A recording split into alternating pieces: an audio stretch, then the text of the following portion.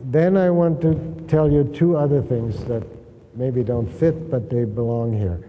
One of them is that this question over here that I left hanging, it is perfectly true that through focusing, you find hope. Through focusing and the felt sense coming, you really discover to your own surprise that there is hope. Now, intellectually, if somebody would ask you, I know anybody that's here is going to say there's always hope. No question about it. But down underneath, there is that one that has lost hope, and they've sunk in there, and now they're depressed, and they're attacking themselves, and they're stuck in there. You discover that there's hope. There's no question about that. I'm not in any way doubting that. I've had that experience constantly. I have a very familiar place where I can sink, and then I'm sunk. And I may be very sophisticated up here, but I'm sunk. And it's not easy to get unsunk, but focusing will get me out of there. Okay? Having said that, there is this question left, that for many people, you can't get them to the point where the focusing brings the shift, brings the felt sense, because it's too stuck or some such thing. Well, if you know psychology or clinical psychology, that's familiar. It's just always true that the method, that's where focusing actually comes from. Back we discovered in research that people don't learn how to refer inwardly in therapy. They have it right at the beginning mostly, and they succeed, or else they don't have it, and then they fail even after years. We didn't predict that. We hated that finding. We didn't predict that finding. But from that finding, one could conclude that therapy is appropriate for people who are better off. You know, they get well. And if you really need it, then it's not appropriate for you. Well, I've seen that thing over and over everywhere. So it's not at all surprising that focusing and the felt sense and the shift, yes, they bring hope.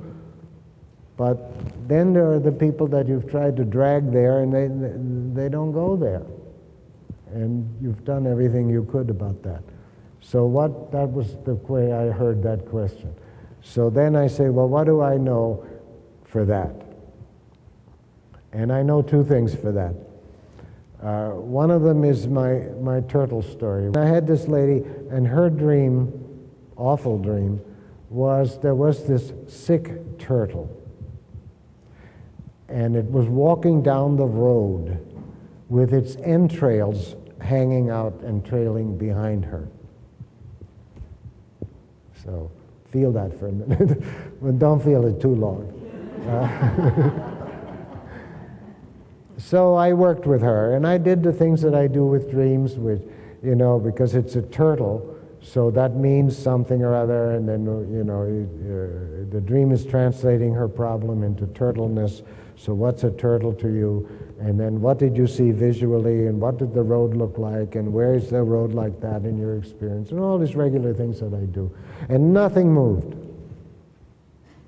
So finally I said to her, what would a healthy turtle be like?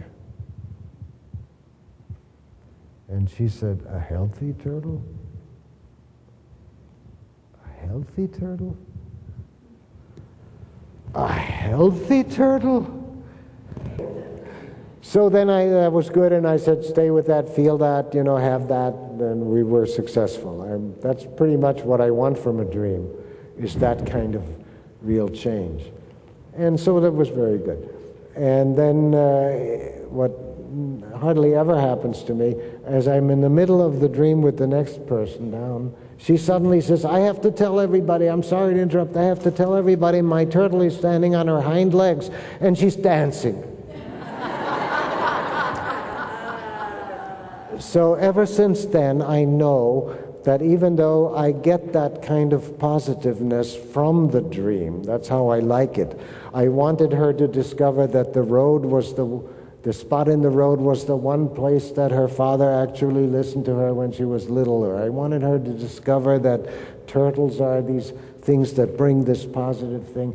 But that didn't happen. So I just bulled through and I just said, what would a healthy turtle do? And ever since then, I know to do that. So that's one of the things to do with that, is to deliberately say, what would it feel like in your body if there were hope, or some such thing? What would it feel like in your body if you were well? What if it would feel like in your body if you could put this aside and feel how you are meant to feel? Or how would God want you to feel? Or any such thing as that. That would bring this shift directly. And I try that. Doesn't always work, but it's a very effective thing. And then somebody taught me another thing, which is even more effective than that. And that is to find a little thing, a tiny thing, that brings the positive quality of living somehow. A tiny thing, I mean the way that ashtray gleams after I washed it. A really, really tiny thing can bring this body shift almost sneaky way, except you know you're doing it, almost a sneaky way. It's like this tiny thing gets by the discouraged place when my knowledge that everything can heal doesn't get by there. Or it gets by the place where it attacks me inwardly. And that's a very effective thing. I call that the Kai key. That Kai key has been very helpful. So that's what I have on that question that I left hanging there.